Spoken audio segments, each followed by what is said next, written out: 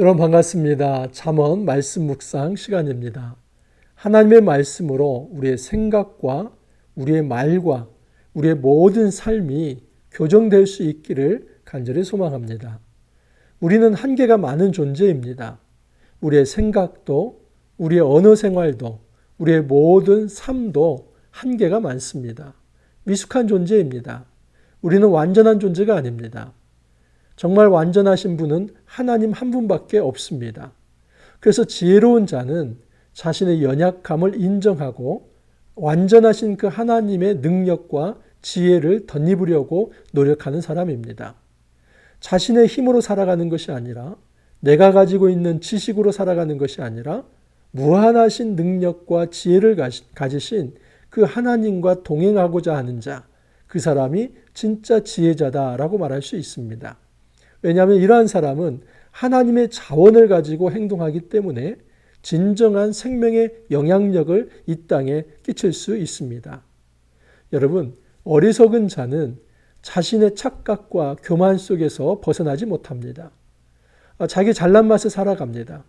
나는 어떤 연약함도 부족함도 없다고 생각을 합니다. 내가 가지고 있는 이 정도의 생각과 나의 언어 기술과 나의 행동과 그리고 내가 가지고 있는 부와 권력과 어떤 능력이라고 한다면 이 세상에 영향력을 끼칠 수 있다라고 생각을 합니다. 하지만 여러분, 세상에 정말 큰 영향력, 이 생명의 영향력은 단지 우리가 가지고 있는 능력이 아니라 하나님께서 주셔야만 가능하다는 것을 알 수 있습니다. 우리가 가지고 있는 모든 것에 성령의 기름 부으심이 있어야만 이 세상에 진정한 선한 영향력, 생명의 영향력으로 드러날 수 있습니다. 계속해서 우리는 지혜가 무엇인가를 살펴보고 있습니다. 잠언 1장에서 9장까지는 여러분 다각도로 지혜에 대해서 이야기를 하고 있습니다. 어제 제가 말씀을 드리는 것은 여러분 지혜는 마음과 연결이 되어 있다 하는 것을 말씀을 드렸습니다. 이 마음은 모든 영혼과 믿음의 좌소였습니다.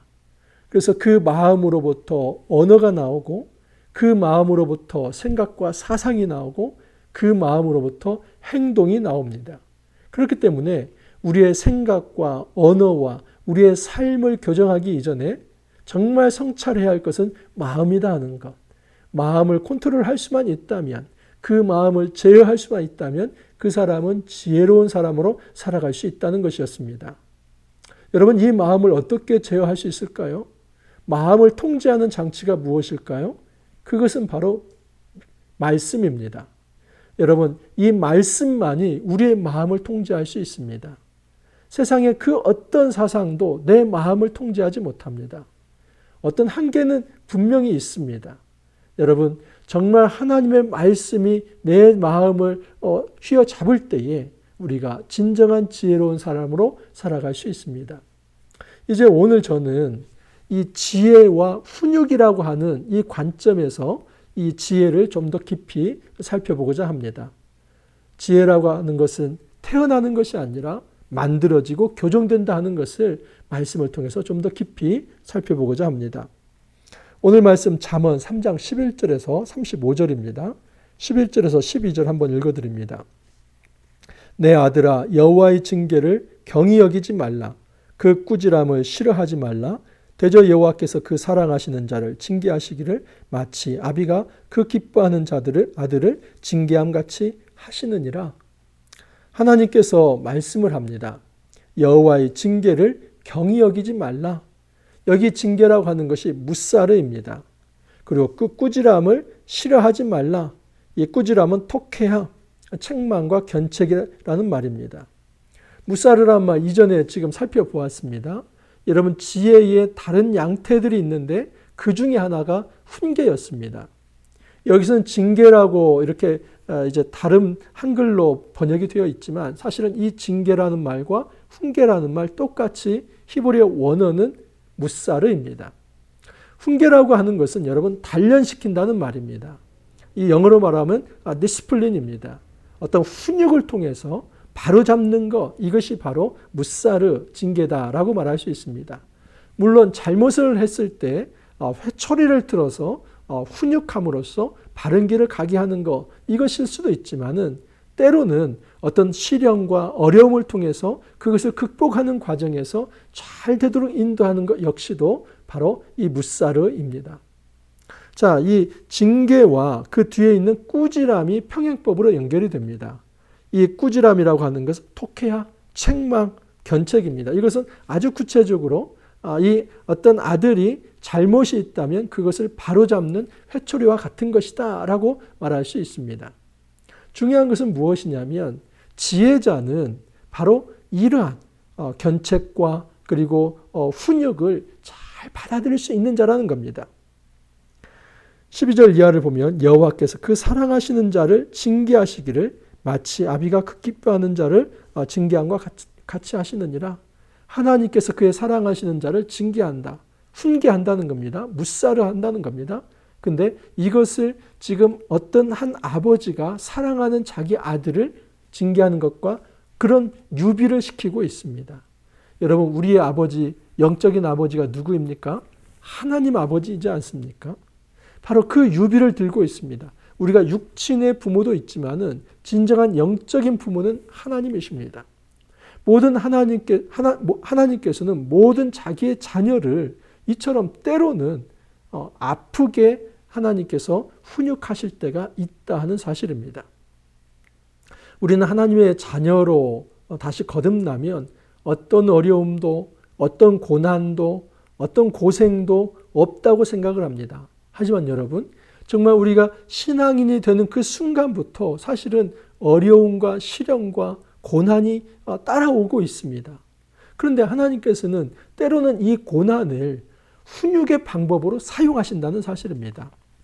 히브리서 말씀에서 바로 오늘 잠언 3장 11절, 12절 말씀을 그대로 인용을 합니다.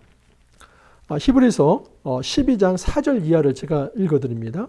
너희가 죄와 싸우되 아직 피 흘리기까지는 대항하지 아니하고, 지금 이 히브리서는 고난받는 성도들을 향해서 이야기합니다. 너희들이 이 사단의 어떤 대적과 싸움을 하고 있지만은 아직 피 흘리기까지는 아니다.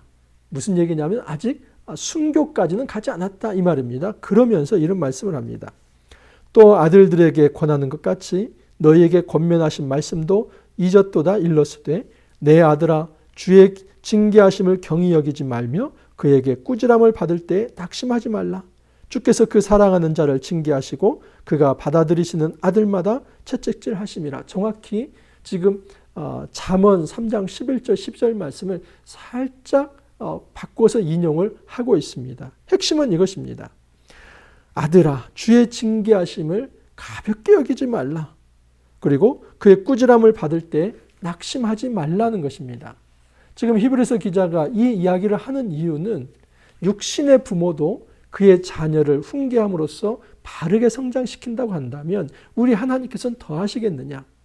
그래서 이 종말의 시대에 모든 고난받는 것을 그렇게 힘들어하지 말고 그것을 하나님의 훈육으로 받아들이라는 겁니다. 이 훈육이라는 말은 이 히브리서에서는 단련이라는 말로 더 이제 사용할 수 있습니다. 하나님께서는 고난을 주시고 하나님께서는 연단을 주신다는 겁니다. 그런데 그것은 그 아들을 죽이고자 하는 것이 아니라는 겁니다. 만약에 그 훈육이 없다면 그 사람은 사생자요 아비가 없는 자라는 겁니다. 진짜 아비는 그 자녀들에게 좋은 것을 주기 위해서 훈육하는 것처럼 우리 하나님도 자신의 백성이 이 고난 가운데서 더 연단되도록 하기 위해서 그 고난을 허락하신다는 사실입니다. 이런 차원에서 여러분 지혜라고 하는 것은 훈육과 연결되어 있습니다. 이 지혜라고 하는 것이 땅에서 만들어지는 것이 아니라 또는 태어나는 것이 아니라 하나님께서 다듬으심으로써 지혜자가 된다는 사실입니다. 어떻게 다듬어집니까? 말씀을 통해서 다듬어집니다. 그 말씀으로 그 사람을 다듬으시고 때로는 그 사람을 시련의 한가운데 이제 하나님께서 놔두심으로써 그 말씀과 삶을 통해서 하나님께서는 한 사람 한 사람을 다듬어 가십니다. 자, 이제는 이 지혜가 어떤 가치가 있는가 하는 것을 이야기합니다. 13절 이하를 보면 지혜를 얻은 자와 명철을 얻은 자는 복이 있나니 이는 지혜를 얻는 것이 은을 얻는 것보다 낫고 그 이익이 정금보다 나음이니라. 여러분, 지혜를 보석과 비교하고 있습니다. 그 당시에 은, 금은 굉장히 값진 것입니다. 지혜가 값지다는 것입니다. 지혜가 가치 있다. 왜냐하면 그 지혜가 복을 가져다 주기 때문에. 어떤 복입니까? 16절에 보면 그의 오른손에는 장수가 있고 그 왼손에는 부귀가 있나니. 이 오른손에는 장소, 왼손에는 부귀. 예전에 제가 이런 설교를 한번 들어본 적이 있습니다. 여러분 한번 손을 들어보십시오. 오른손에는 장수, 왼손에는 부귀. 우리가 하나님의 백성이 되면 이처럼 장수와 부귀, 이런 축복을 받습니다. 이런 메시지를 들은 적이 있습니다. 여러분, 정말 이 16절을 좀 잘 볼 필요가 있는데 16절에 그의 오른손 할 때 그가 누구입니까? 우리 자신입니까? 아니면 지혜를 의인화시킨 겁니까? 이것은 지혜를 의인화시킨 것이지 어떤 신앙인을 그라고 이야기한 게 아닙니다. 그렇기 때문에 함부로 이 말씀을 그냥 예수 믿는 사람은 다 축복을 받는데 그 대표적인 축복이 이제 장수의 복이고 대표적인 축복이 이 물질의 복입니다. 이런 말씀을 가져다 쓰는 정말 근천한 적용을 해서는 안 됩니다. 먼저는 말씀이 뭘 말하는지를 알아야만 합니다. 그것은 이 지혜라고 하는, 보십시오. 지혜라고 하는 그 지혜가 오른손에는 장수, 왼손에는 부귀. 다시 말해서 지혜가 어떤 축복을 가져다 주냐면 지혜라고 하는 것이 생명과 지혜라고 하는 것이 부를 가져다 준다는 겁니다. 근데 여기서 생명과 부라고 하는 것은 그 당시의 축복의 상징입니다. 그러므로 이것을 원리적으로 이야기한다면 무엇이냐면 지혜는 곧 많은 사람에게 복을 준다는 것입니다. 그러면 우리가 이 땅에서 진정한 복이 무엇인가를 생각해 볼 필요가 있습니다. 여러분, 이 복이라고 하는 것이 단지 세속적으로 어떤 건강해지고 또는 어떤 부를 많이 소유하고 이것이 오늘날에 있어서 하나님께서 궁극적으로 주시고자 하는 복이 아닙니다. 하나님께서 우리에게 주시고자 하는 궁극적 복은 천국 복입니다. 천국, 하나님 나라. 여러분, 우리가 정말 생명을 이제 잃는다 할지라도 그 천국이 우리 안에 찾아오는 순간 우리는 다시 새로운 생명으로 태어납니다. 그래서 하나님께서는 정말 무엇이 중요한가를 생각해 보라고 합니다. 너희가 목숨을 다 드린다 할지라도 만약에 하나님께서 그의 생명을 살린다면 그것이 중요하지 않겠는가?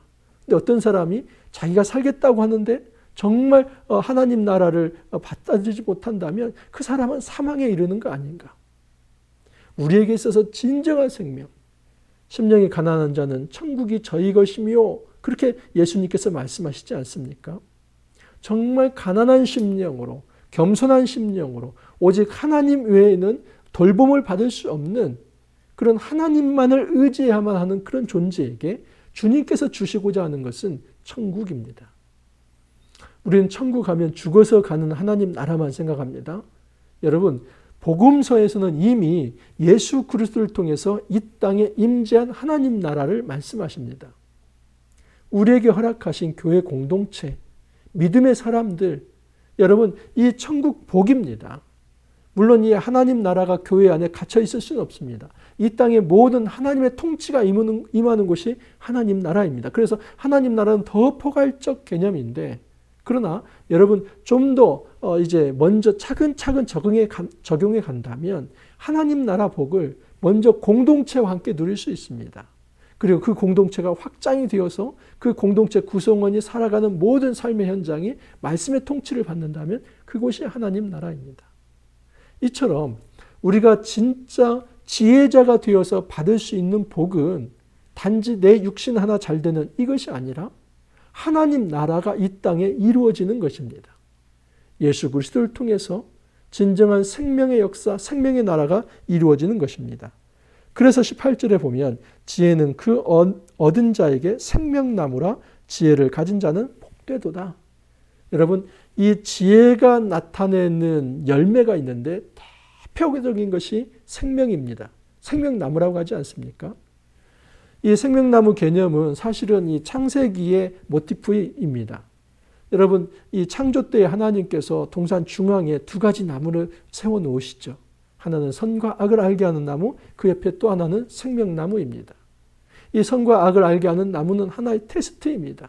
하나님께서 그의 말씀에 순종하는지를 보겠다는 것입니다. 그래서 그의 말씀에게 순종하는 자들은 생명에 이를 수 있다는 것, 이 개념이 바로 에덴 동산입니다. 여러분, 정말 이 생명이 있어야 할 이 에덴 동산이 인간의 타락으로 인해서 사망이 찾아오지 않습니까?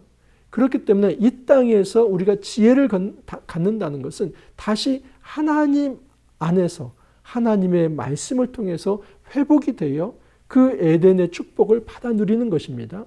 핵심은 생명을 누리는 것입니다. 그 생명은 평화를 가져다 줍니다. 22절 이하를 보면 그리하면 그것이 내 영혼의 생명이 되며 내 복의 장식이 되리니 내가 내 길을 평안히 행하겠고, 이 생명이 분명히 가져다 주는 것은 평화입니다. 여러분, 평화라고 하는 거, 이것은 이제 어떤 고대에서는 전쟁이 없는 상태, 이 정도를 얘기합니다. 근데 사실은 이 평화라고 하는 것은 창조의 개념으로 먼저 돌아가야만 합니다. 생명의 풍성함이라고 하는 것은 모자람이 없기 때문에, 죽을 존재가 아니기 때문에, 그리고 모든 생명의 자원을 하나님께로부터 받고 있기 때문에 모자람이 없는 상태, 그 상태에서는 다툴 일이 없죠. 그 상태에서는 온전한 평화가 있고 그 상태에서 온전한 안식이 있습니다. 그렇기 때문에 24절에 이런 말씀을 합니다. 내가 누울 때 두려워하지 아니하겠고 내가 누운즉 내 잠이 달리로다. 정말 하나님 안에서 평화를 누리고 하나님 안에서 안식을 누립니다. 세상에 어떤 풍파가 있다 할지라도, 대적이 몰려온다 할지라도 단잠을 잘 수 있는 것, 이것은 하나님께서 안식을 주신다는 겁니다. 또한 25절에 보면 너는 갑작스러운 두려움도 악인에게 닥치는 멸망도 두려워하지 하지 말라. 여러분, 하나님께서 주시는 이 지혜자가 받아 누릴 수 있는 것, 생명, 평화, 안식, 두려움 없음입니다. 어떻게 이게 가능한가? 주님과 동행할 때 가능합니다. 대저 여호와는 내가 의지할 이시니라 내 발을 지켜 걸리지 않게 하시리라.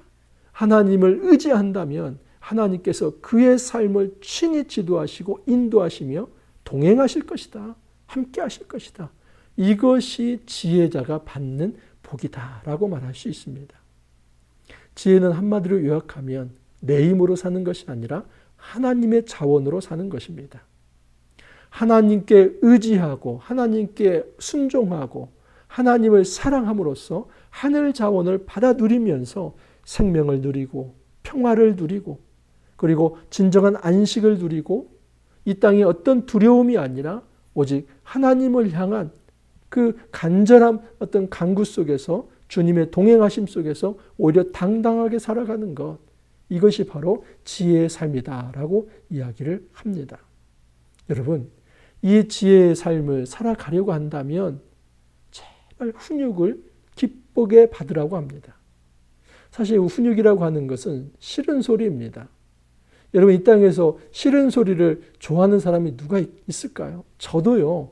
누군가 저에게 싫은 소리를 하고 이빠른 소리를 하면 그렇게 마음이 좋지 않습니다. 하지만 정말 내가 마땅히 들어야 할 말을 해주는 것은 너무나 고마운 일입니다. 그때 당시에는 정말 면도칼로 내 어떤 심장을 도려내는 듯한 그런 아픔이 있을지 모르지만은 그 훈육의 말씀을 잘 들었을 때는 내 몸에 양약이 됩니다. 오히려 내 몸을 치료하는 치료제가 됩니다. 우리는 지혜자로 태어난 것이 아니라 지혜자로 만들어가는 과정이기 때문에 때로는 그 지혜자로 만들어가는 과정에서 단련이 필요한데 그 단련의 시간은 하나님의 훈육이 필요하다는 겁니다. 하나님의 징계를 가볍게 여겨서는 안 됩니다. 하나님께서 어떤 시련을 주시고 또 하나님께서는 우리가 죄를 지었을 때 어떻게 채찍질을 하시고 책망을 하실 때에 그 모든 것들을 우리가 싫게 생각해서는 안 됩니다. 거부해서는 안 됩니다. 그것을 받아들일 때에 우리가 성장할 수 있습니다. 27절 이하는 이제 제가 1장에서 9장의 지혜란 무엇인가를 라고 말씀을 드렸습니다. 그리고 10장에서 31장까지 그 지혜의 삶이 무엇인가 하는 건데 1장에서 9장에 이 지혜란 무엇인가를 얘기하면서 지혜의 확장에 대해서 앞으로 10장에서 나올 이야기들에 대해서 이제 간간히 DNA를 심어 놓습니다. 내 손이 선을 베풀 힘이 있거든 마땅히 받을 자에게 베풀기를 아끼지 말며, 지금 선을 베풀 힘이 있다면 뒤로 미루지 말고 지금 행하라는 겁니다. 내게 있거든 이웃에게 이르기를 갔다가 다시 오라 내일 주겠노라 하지 말며, 어떤 어려운 이웃이 있다면 내일 오라 이렇게 하지 말고 지금 도울 수 있는 여력이 있다면 바로 시행을 하라는 겁니다. 내 이웃이 내 곁에서 평안히 살거든 그를 해하려고 꾀하지 말며, 악을 도모하지 말라는 겁니다. 누군가의 상처를 주고 아픔을 주는 일 그거 하지 말라는 겁니다. 사람이 내게 악을 행하지 아니하였거든 까닭 없이 더불어 다투지 말라. 어떤 폭력적 방법과 어떤 호전적인 투쟁의 방식으로 세상 모든 문제를 풀어가지 말라는 겁니다. 포악한 자를 부러워하지 말라고 합니다. 왜냐하면 이 포악한 자, 패역한 자를 하나님께서 미워하시고 하나님께서 패망할 것이기 때문입니다. 그러기보다는 정직한 자에게는 그의 교통하심이 있으며 악인의 집에는 여호와의 저주가 있거니와 의인의 집에는 복이 있다고 합니다.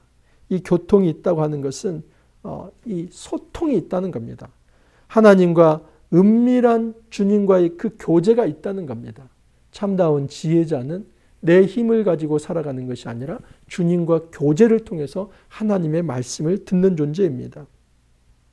34절에 진실로 그는 거만한 자를 비웃으시며 겸손한 자에게 은혜를 베푸시나니, 진정한 지혜자는 주님과 교제를 나눌 때 겸손의 자세를 가집니다. 오늘 말씀을 요약하면 하나님께서 우리에게 진정한 지혜의 삶을 살아가기 위해서 싫은 이야기도 들으라고 말씀을 합니다. 징계를 가볍게 여기지 말라고 합니다. 하나님 말씀이 때로는 정말 우리를 즐겁게 하는 말씀도 있지만은 때로는 우리의 심장을 해부에 들어가는 듯한 아프게 하는 그런 말씀도 있다고 하는 겁니다. 그런데 그 말씀들을 다 들어야만 참다운 지혜자로 살아갈 수 있다고 합니다.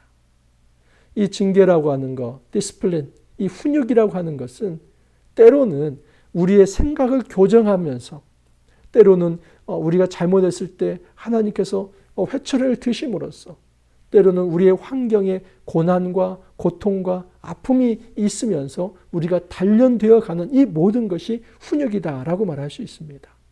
여러분, 이 훈육을 달게 받아들이는 것, 주님과 깊은 교제 속에서 겸손하게 하나님 앞에 무릎 꿇으면서 하늘의 자원을 받아 누릴 수 있는 상태로 우리의 몸이 거듭나는 것, 이것이 바로 지혜의 삶이다라고 말할 수 있습니다. 어제는 이 지혜가 마음과 연결되어 있다는 것을 말씀을 드렸고, 오늘은 특별히 지혜가 훈육이라는 관점에서 우리가 완전한 존재가 아니기 때문에 우리는 교정되고 또 성장하고 발전되어 가는 그런 과정 속에서 하나님의 훈육이 필요하다는 관점에서 이 지혜를 말씀을 드렸습니다. 정말 우리가 하나님의 훈육의 말씀을 선하고 겸손함으로 잘 받아들여서 우리가 이 땅에서 하나님이 기뻐하시는 그런 지혜자로 잘 세워질 수 있기를 간절히 소망합니다. 이렇게 기도합니다. 주님 감사합니다. 참다운 지혜는 내 안에서 솟아나거나 또 태어나는 것이 아니라 하늘로부터 공급되는 것이며, 때로는 싫은 소리라 할지라도 하나님의 말씀이라면 그 말씀을 들어서 고쳐나가고 교정되는 것, 이것이 진정한 지혜라고 하는 것을 알게 되었습니다. 주님, 저희들은 완전한 존재가 아닙니다. 여전히 미숙한 존재이며 한계가 많습니다. 그렇기 때문에 하나님의 교정의 말씀이 필요합니다.